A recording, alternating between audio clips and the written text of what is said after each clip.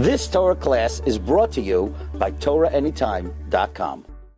Okay, good night, Shabbos Rabbi. So today we have just really 3 short segments. So far the Parsha sheet is only on Vayakhel. I hope to work on Pninei. I didn't have a chance this week. I'm in the middle of it. Perhaps later today, or hopefully by Matzah Shabbos, we'll have Pninei as well. But let's start with Vayakhel. This question originally was going to be in the imponderables until actually an answer hit me. In Parakeh Lamed Hey, it should say Ches.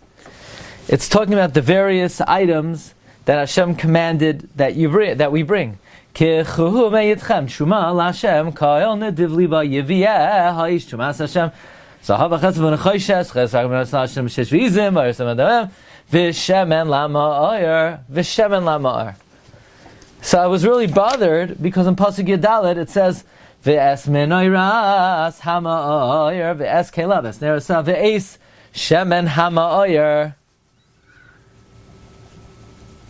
So it already said shemen la. I don't understand. Why does it say it twice? This is the only item that was supposed to be donated. It says twice.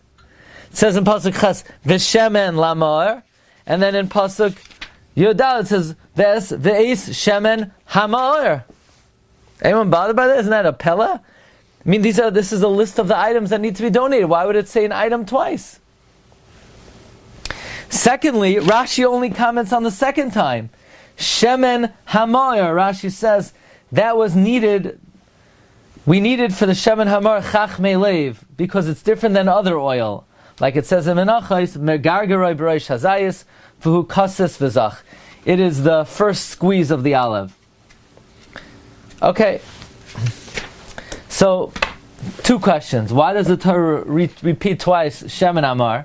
And number 2, why does Rashi only comment on the second one? And I think one question answers the other. Because these are 2 things. First, the Pasuk says in Pasuk Hey, Koyel Nediv Liba Yeviyeha. First, we're listing the items that were donated. In Pasuk Yud it says, V'chol chacham leiv bachem yavoyu v'yasu. The wise-hearted took those items and they made stuff out of it.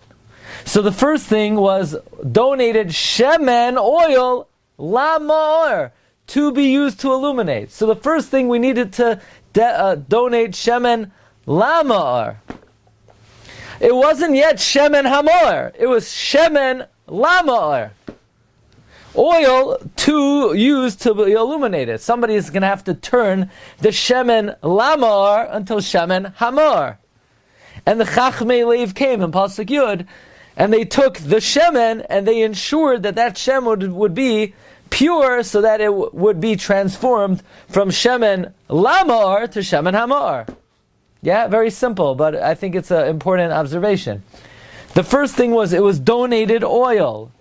The Chachamim then made sure that that oil was used as a shemen hamar. Next, Rashi says that because the Nesiim were lazy, they were missing a letter from their name. It's written Vehanesiim. So it's interesting that they're missing the letter Yud. The letter Yud always connotes machshava. The Yud in Sifrei machshava ve'Kabbalah refers to machshava. Yud is olam hamachshava. If we were to analyze what the Nesiim did wrong, was it in their performance? Not really. They donated some pretty valuable things. I don't know if anybody would criticize the Nesiim in terms of their asiyah.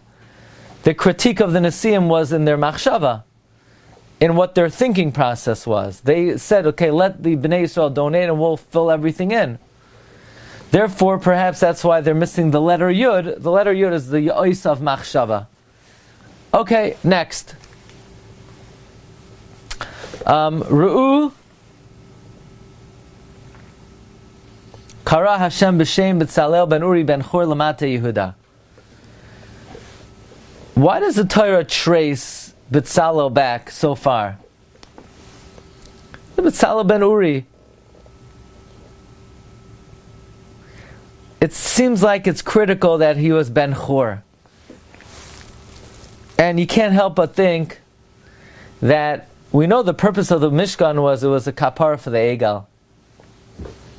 First of all, the Mishkan was Mishkan Ha'edos. It gave Eidos that Hashem atoned for the Egel.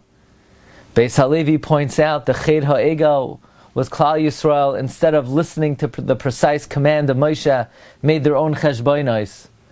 And that's why in Pekudei it reiterates so many times, Kasher Tziva Hashem es Moshe, Kasher Tziva Hashem es Moshe, Kasher Tziva Hashem es Moshe.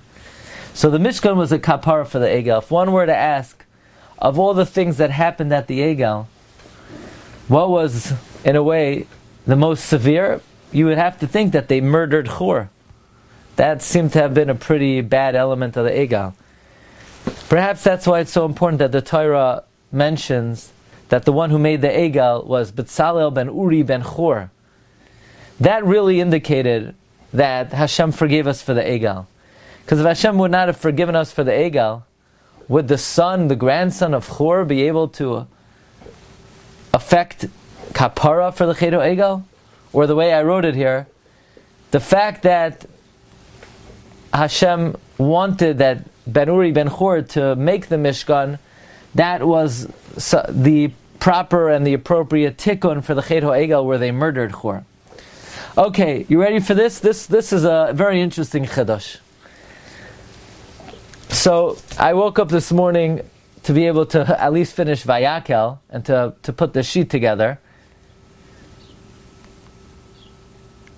And I was bothered by a question that never hit me before.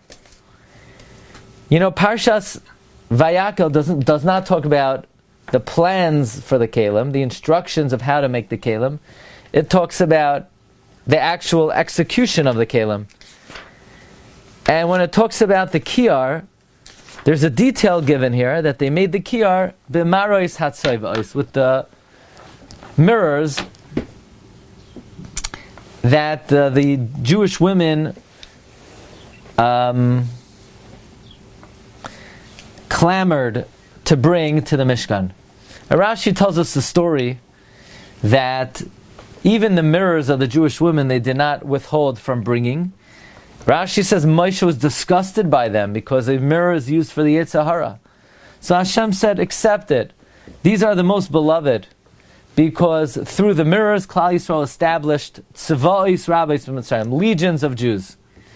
Because the husbands were very tired at the end of a long day, and the women would feed them and give them to drink, and take a mirror, and each one would see herself with her husband by the mirror, and she would persuade him and say, I'm more beautiful than you.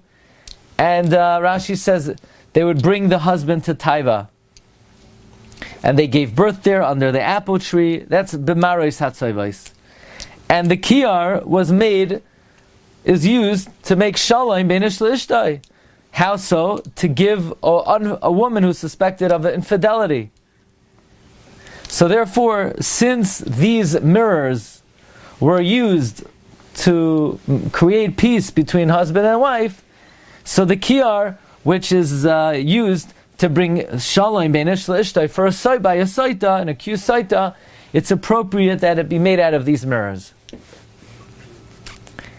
You know, it's interesting, in Parshas Kisisa, when it talks about the kiyar being made out of nechoshes, none of this detail is not mentioned. It just says, V'yasisa es kiyar nechoshes, v'es kanoi nechoshes l'rachza, v'nasata shama moyim. I mean, isn't that what it says?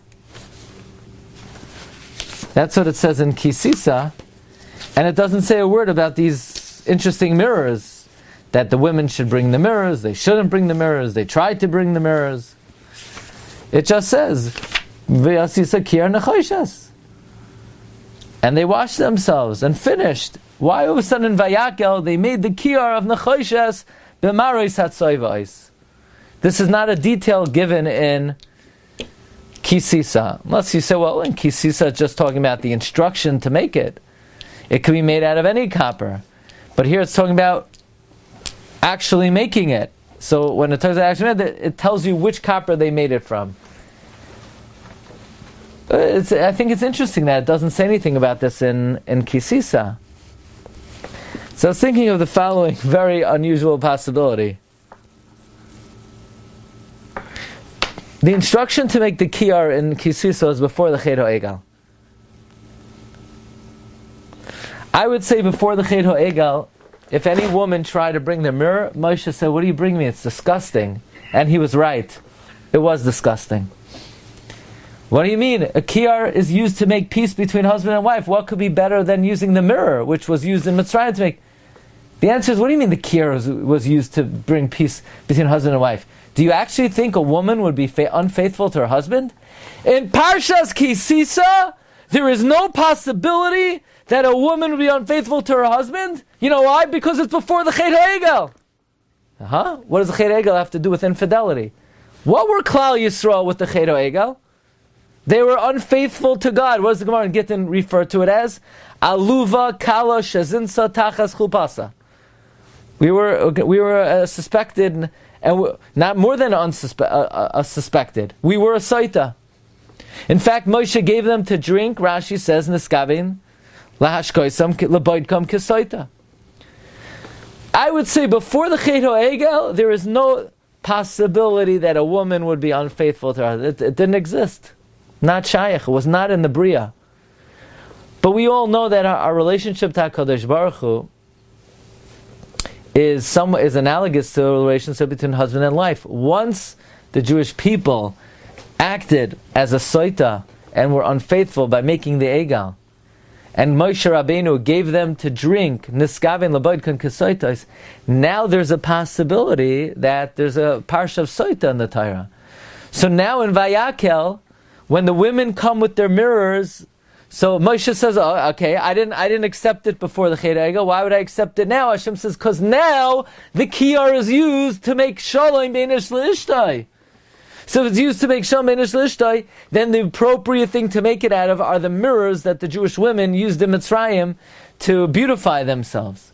So it's only now in the aftermath of the Egel that there's even a possibility of infidelity, and that it would be appropriate to construct the kiyar out of the maros hatzayvos. Okay, a thought. I want to share with you some questions, some ha'aras on Parshas Vayakhel. You've just experienced another Torah class brought to you by TorahAnytime.com.